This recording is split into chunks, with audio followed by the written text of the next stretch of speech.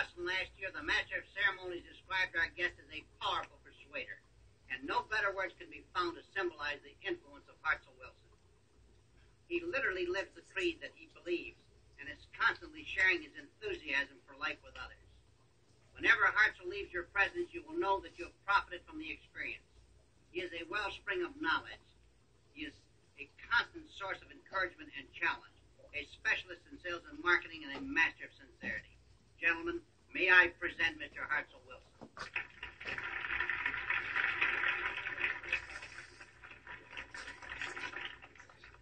Thank you very much.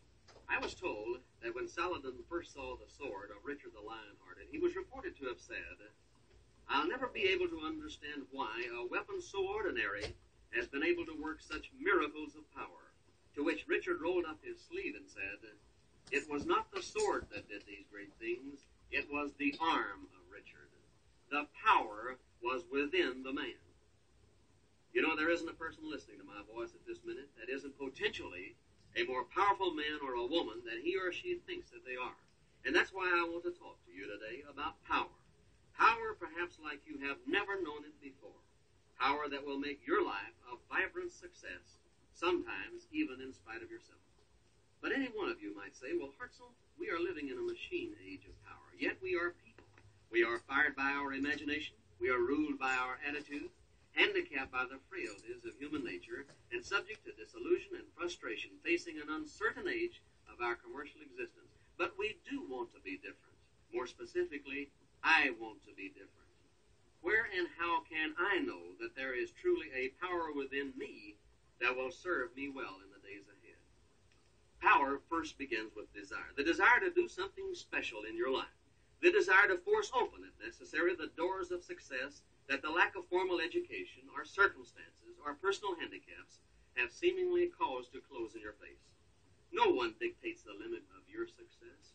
You must accept it or you must permit it. But in the final analysis, you are either a success or a failure because you have caused it to happen and no one else.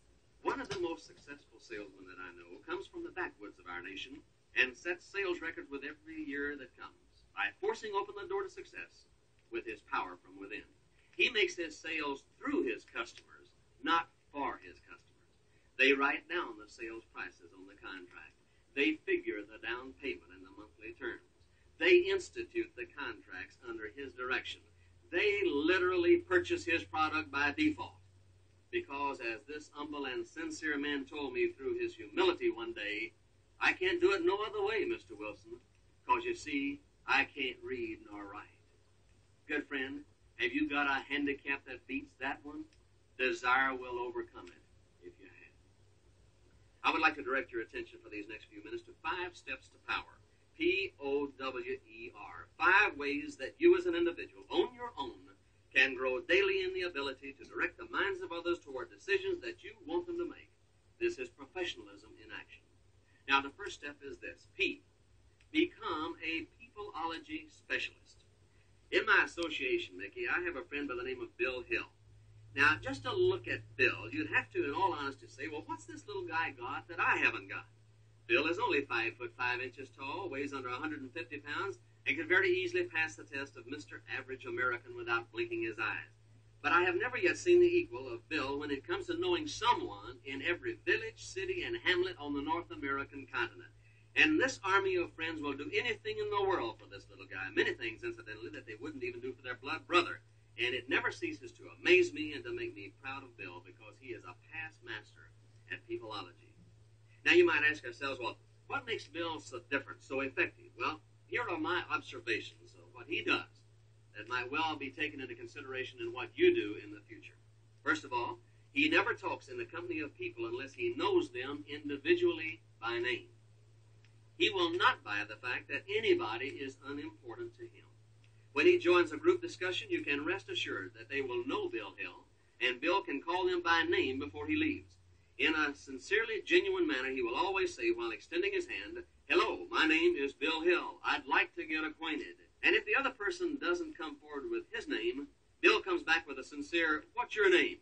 I'd like to get to know you better." And he never releases the handshake until he gets the name that he wants, and he gets it every time. Second, He finds a common ground to talk on. He finds out what their business is by taking the initiative and asking for the information, something like this. I'm Special Events Manager for Maxon Industries. What is your business? And as far as Bill is concerned, the subject for the rest of that conversation is his new friend's business. He makes sure that they talk about their most interesting subject themselves. This is peopleology in action. Thirdly, a peopleology specialist is a person that makes people feel important. If you have had prior acquaintance with an individual, inquire about his family, his relaxation hobbies, his civic affiliation, or his church. And if he has a pin in his lapel, ask questions about the organization or the service that it represents. Because if he wasn't proud of that association, he would have left the pin at home in the chest of drawers. It's important to him to feel important, and it is vital to your good interest that you make him feel his importance. In all of my years of association with Bill Hill, I have never in my life heard him make one discourteous or derogatory remark about another person, even in jest. Regardless of the temptation to do so, never be guilty of being discourteous to others. Either say something good about them or refuse to say anything. When you knock someone else in my presence, I have a deep suspicion that you might be knocking me to someone else, and I wouldn't like that very much. Remember, if you want people to like you, you must first like people. And the more people you know, the better you'll be liked. The better you are liked, the more others will work for you. The more they work for you, the greater success you will become, and you will never stop the action as long as you hold up your end of that bargain. So be a peopleology specialist, because it pays big dividends and builds the power within you. Second, the letter O in the word power stands for opportunity-oriented.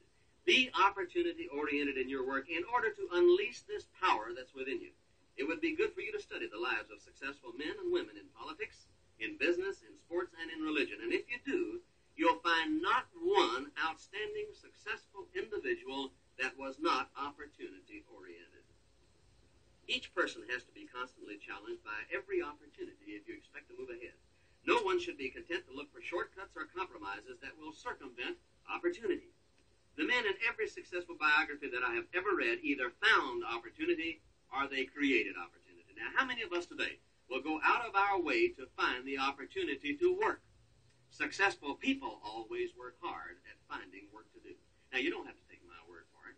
You gentlemen here from IBM, look at your own organization. Get a list of all of the people on the payroll and put beside their name the years of service and the last promotion date. Rate does not make any difference. But the last promotion date, and you will find that the opportunist is the only person with consistent growth. And it's true in every business.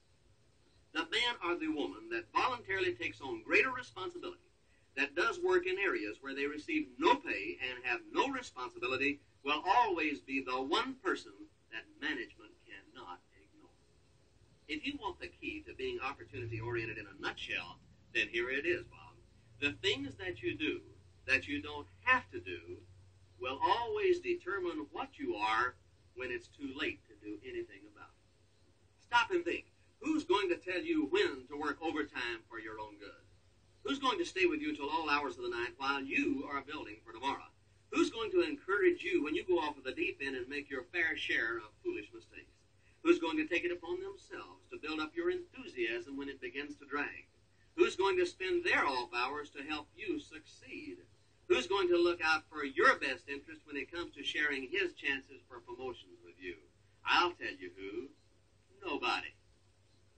Wasn't it President Eisenhower that said that with hundreds of aides and dozens of consultants and scores of committees, the most lonesome job in the world is that of the presidency, because his decisions must be his very own and nobody can do it for him? Well, my good friend, remember this, that nobody in this world is going to make you a success except yourself. To have greater power within yourself, you must constantly be opportunity-oriented. So to align yourself with greater opportunity, let company policy and sales managers' instructions be only the beginning in your life. If you must see 8 prospects a day, then you see 12. If you must service 5 accounts a day, get 2 extra contacts during the evening.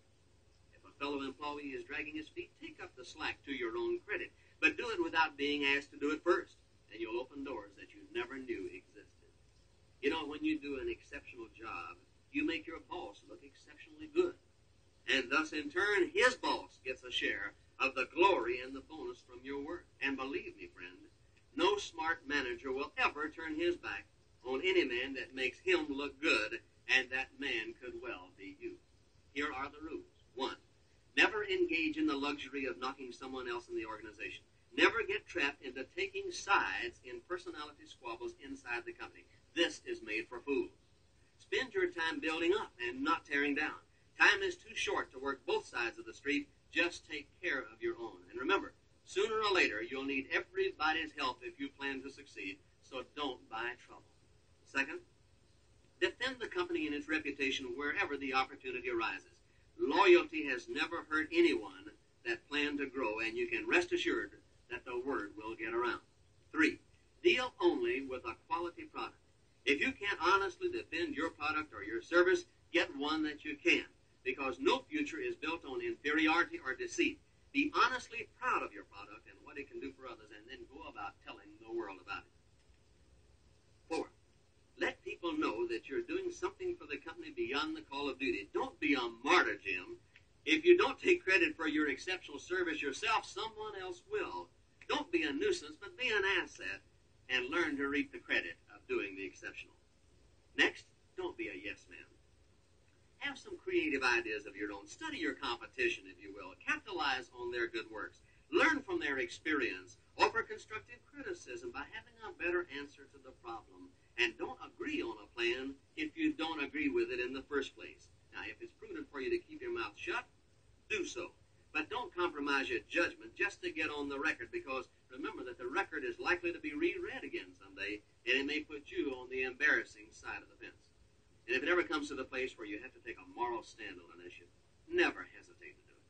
I have yet to meet a man that is troubled by a clear conscience. Someone has said that being pleasantly disagreeable is an art, and it requires 3 things: guts, tact, and a sense of humor. And they suggest you use them in that order. Have the fortitude to believe in yourself, and then be tactful in your persuasion of others toward that point of view. But lastly, be sure you have a good sense of humor. It comes in handy when you lose more battles than you win. If you'd like to develop this power that's within you, making a more profitable and enjoyable life for yourself and your loved ones, then I would encourage you to listen to the letter W in the word power and learn to be wise with your words. Someone has said, you can lead a horse to water, but you can't make him drink.